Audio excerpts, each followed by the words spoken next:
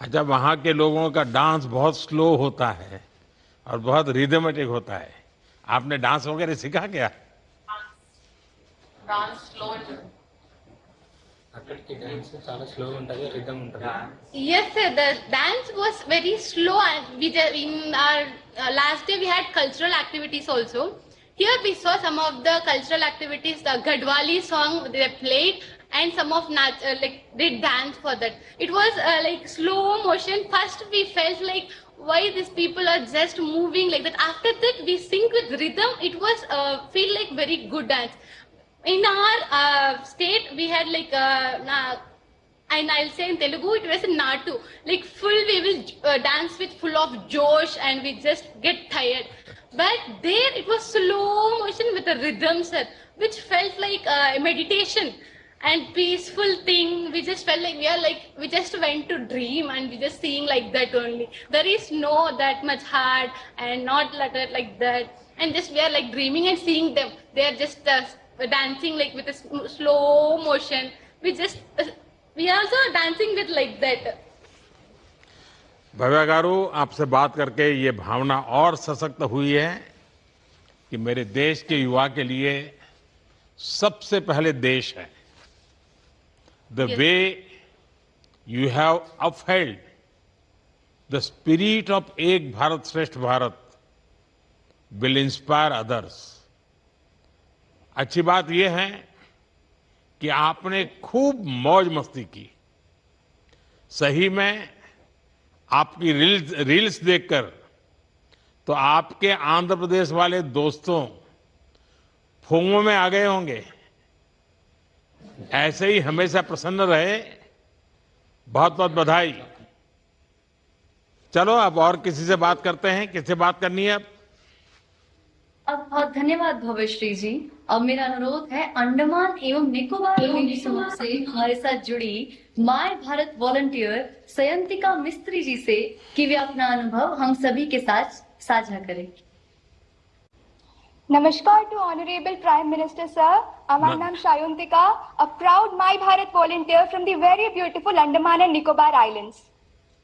सयंतिका, अभी तक जितने लोगों से मैंने बात की, मुझे लगता है आप यंगेस्ट वन दिखती हो. सबसे छोटी हो Sir, आप. I am 21. अच्छा सयंतिका, आपके विषय में बताइए. और दूसरा, आप किस गांव में गई, कैसे गई, Sir, सबसे कितना सर, कठिन सबसे था वहां पहले पहुंचना? जी सर. सर, सबसे पहले मैं आपका धन्यवाद करूंगी कि आपने माई भारत पोर्टल जैसे एक वन स्टॉप सोल्यूशन के बारे में सोचा, जिसमें मेरे जैसे 2.5 करोड़ युवाओं को मौका मिला कि वो खुद भारत की, अपने देश की आवाज बन सके. और इसी के अंतर्गत इस साल हुए विकसित वाइब्रेंट विलेज प्रोग्राम 2026 के अंतर्गत मुझे मौका मिला बॉर्डर विलेजेस में जाने का, और मुझे मौका मिला बहुत ही खूबसूरत मान विलेज में जाने का जो लद्दाख में है. सर, 0 फीट से अचानक 17,000 फीट जाना मेरे लिए एक बहुत ही नया अनुभव था, और वहां की क्लाइमेट कंडीशन भी हमसे बहुत अलग और बहुत हार्श थी, और हमें एक्लिमेटाइजेशन के लिए 5 दिन दिया गया था, और एक्लिमेटाइजेशन के पहले दिन मैं थोड़ी बीमार हो गई थी. पर माई भारत की टीम ने, जी सर, पर माई भारत की टीम ने और आईटीबीपी के जवानों ने मेरा बहुत ध्यान रखा. और इसी में से मैं एक छोटा दिल को छू जाने वाला इंसिडेंट शेयर करना चाहूंगी. जब मैं बीमार हुई, मेरा ऑक्सीजन लेवल ड्रॉप हो रहा था एक्यूट माउंटेन सिकनेस के कारण, तब मुझे आईटीबीपी के हॉस्पिटल लेकर जाया गया 5th बटालियन से.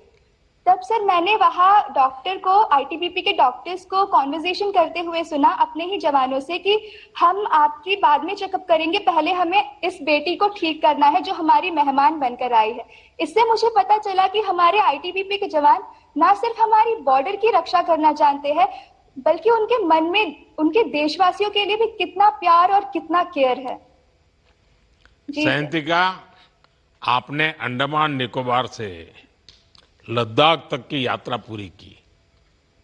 जी. एक द्वीप से 17,000 फीट तक की यात्रा का अनुभव, एक प्रकार से जमीन से शिखर तक जाना.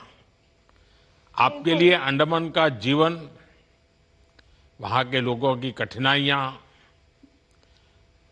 ठंड का मौसम, बहुत पतली हवा, आपको कैसा लगा, क्या अनुभव किया? सर, मैंने लद्दाख में जाकर ये अनुभव किया कि मैं जहाँ रह रही हूँ वहाँ डेली लाइफ कितना आसान है। और लद्दाख जाकर मुझे ये महसूस हुआ कि वहाँ ऑक्सीजन की कमी होती है, लो एयर प्रेशर की वजह से। और वहाँ जाकर मुझे ये महसूस हुआ कि वहाँ पर हर रोज अपने बॉडी को अडेप्ट कर पाना सर अपने आप में ही एक अचीवमेंट है। सर, इसके अलावा मैं जरूर कहना चाहूंगी कि क्लाइमेट की चिंता तो हमें थी ही, पर लद्दाख जाने से पहले, बॉर्डर विलेजेस जाने से पहले हमारी एक्सपेक्टेशंस कुछ ऐसी थी कि वहाँ पे इंटरनेट अच्छी नहीं मिलेगी, वहाँ सड़कें अच्छी नहीं होगी। तो हमने उस तरह से तैयारी कर कर हम बॉर्डर विलेजेस में गए थे। जैसे मेरे माता पिता ने मुझे कैश दे दिया था कि वहाँ पे जरूर कैश की जरूरत होगी क्योंकि इंटरनेट सेवा नहीं है तो यूपीआई वहाँ नहीं चलेगी।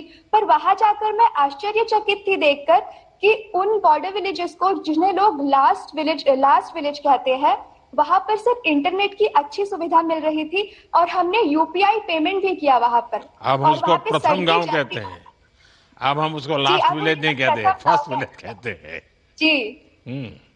तो वहां आपने यूपीआई किया? जी सर, वहां में मैंने यूपीआई किया।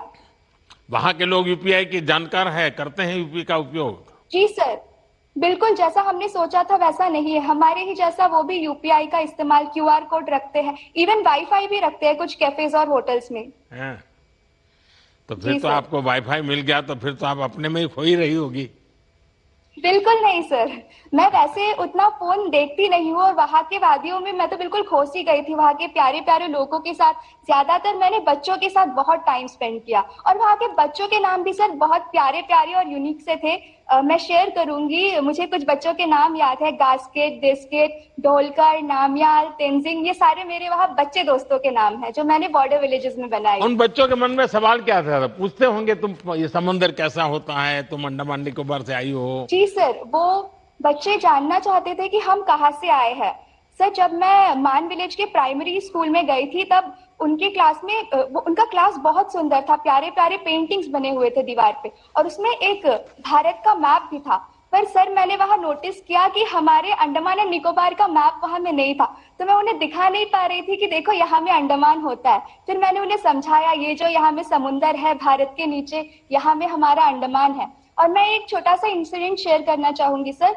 एक बच्ची को मैंने पूछा कि क्या आप अंडमान आओगी जहाँ पे मैं रहती हूँ, तो उस बच्ची ने बोला कि अंडमान आऊंगी मैं, मुझे बहुत पढ़ाई करना पड़ेगा मुझे पता है, पर मैं अंडमान बड़ी होकर जरूर आऊंगी। तो इतने प्यारे प्यारे बच्चे थे सर वहां पर।